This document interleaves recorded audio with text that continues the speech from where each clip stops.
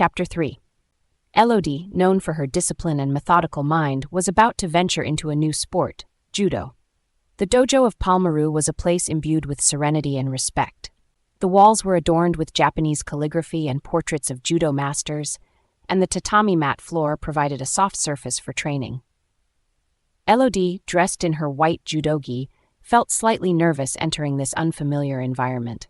She was used to the strategy and precision of handball, but judo represented a completely different challenge. Paul, as usual, accompanied her for support. His imposing stature and protective gaze were a source of comfort for Élodie. They soon found themselves facing the coach, a middle-aged man with a salt-and-pepper beard and penetrating eyes. "Welcome to the dojo," said the coach in a deep voice. "Judo is not just about physical strength, but also about strategy and control. Today we will work on the basics." The first lessons were difficult for Élodie. The grips, falls, and fluid movements of judo required a coordination and flexibility she had not yet developed. She fell often, but each fall brought her closer to mastering this art. Paul, watching from the edge of the tatami, used his stature to intimidate any students who might be too aggressive with Élodie. His mere presence deterred potential challengers, allowing Élodie to focus on her techniques without fear of injury. One afternoon, while practicing randori, sparring, Élodie found herself facing a more experienced opponent. She remembered the techniques she had studied in books, trying to apply them precisely. Her opponent, however, seemed ready to use brute force to overwhelm her. That's when Paul intervened, standing a few steps behind Élodie, his gaze fixed on the opponent. Paul's imposing presence and piercing look made the attacker hesitate, moderating his approach.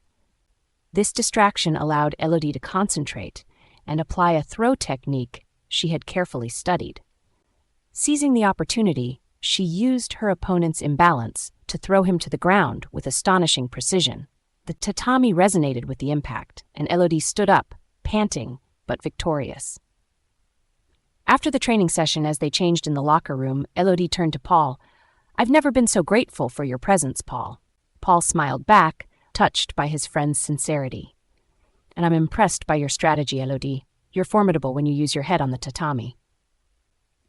In the following days, Élodie continued to train with increased determination. Every session at the dojo was an opportunity to learn and improve. She worked not only on her physical techniques, but also on the philosophy of judo, the efficient use of energy, mental and physical flexibility, and respect for the opponent. One evening, after a particularly grueling session, Élodie and Paul found themselves in the common room, sharing a comforting herbal tea. Sore muscles and bruises did nothing to diminish their satisfaction. "You know, Paul," said Élodie, blowing on her steaming cup, "judo is much harder than I imagined, but I feel like I'm making progress." Paul nodded, his gaze full of pride. "You're making incredible progress, Élodie, and with your ability to analyze and plan, I'm sure you'll become an excellent judoka." Élodie smiled, touched by Paul's words. "Thank you, Paul. I don't know what I'd do without you." Weeks passed, and Élodie became more comfortable on the tatami. Her mental strength and reflective capacity allowed her to compensate for her lack of brute strength. Paul, for his part, continued to watch over her, ready to intervene at the slightest sign of danger. During an internal dojo competition, Élodie faced a particularly formidable opponent. The match was intense, but thanks to her meticulously studied strategies and Paul's reassuring presence in the background, she managed to win. Élodie and Paul exchanged a knowing look, understanding that their mutual support was the key to their success. Meanwhile, Léa stood on the tennis court, her eyes fixed on her opponent, Damien. Léa knew this match would be tough. She was aware of Damien's reputation, not only for his talent but also for his brutality and arrogance. Léa often felt intimidated by older and more experienced students, but today she had to face Damien, and she didn't want to disappoint her friends, especially Léon, who was watching the match from the stands. Léon, Élodie, and Paul had always been there for her, and she needed to draw on that strength to face the challenge ahead. From the start of the match, Damien imposed his physical game, hitting the ball with brute force and calculated precision. Each shot seemed aimed at exhausting Léa, forcing her to run back and forth across the court under the scorching sun. Damien knew this match wasn't just about winning. It was an opportunity to torment Léa and, by extension, to hurt Léon where it hurt most. Léon watched, helpless at every movement of Léa. Each time the ball crossed the net, he felt his heart tighten. He knew he couldn't intervene, that he had to let Léa fight alone on the court. But this only heightened his anger and sense of helplessness. He cursed the rule imposed by Minister Pardon, which forced them all to practice sports in which they weren't necessarily comfortable. "Come on, Léa!" shouted Léon, his voice full of encouragement and worry. But inside, he was boiling. He saw the cruel smile on Damien's face, the amusement he took from the situation. Damien hit each ball with excessive force, not just seeking to win, but to humiliate Léa. Damien's powerful shots seemed endless, and Léa began to show signs of fatigue. Her breath grew shorter, her movements slower, but she didn't give up. She continued to run, to fight for every point, refusing to succumb to the pressure. At one point, after an especially intense rally, Léa fell heavily while trying to return a difficult ball. The court fell silent as she lay on the ground for a moment, panting. Léon took a step forward as if to rush to her aid, but held back, his fists clenched in frustration. Damien, meanwhile, simply watched, a sneering smile on his lips. "Come on, Legrand, maybe you should quit.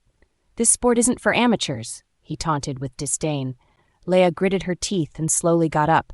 She wiped the sweat from her forehead and gave Damien a steely look.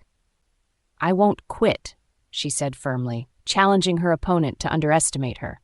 The spectators, touched by Léa's courage, began to murmur words of encouragement.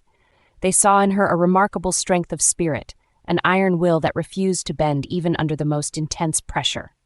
Léa continued to play, drawing on her last reserves. She knew she probably wouldn't win this match, but she refused to succumb to defeat. Every swing of her racket, every step on the court, was a testament to her determination. Finally, after a long and exhausting rally, Damien won the match. He raised his arms in victory, but the applause from the spectators wasn't for him. It was for Léa, for her courage and tenacity. She stood tall, despite the fatigue, accepted defeat with dignity. She had held her ground against Damien for 5 long sets, she, a second-year student. Léon descended from the stands and ran to her.